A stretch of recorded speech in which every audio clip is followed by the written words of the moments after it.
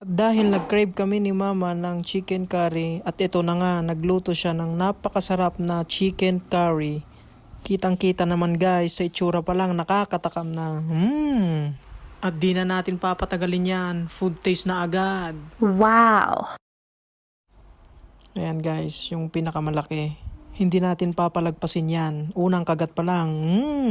Yum yum yum! Goods na goods. At titikman din daw ni mama ang kanyang luto. Unang kagat pa lang, carrots agad.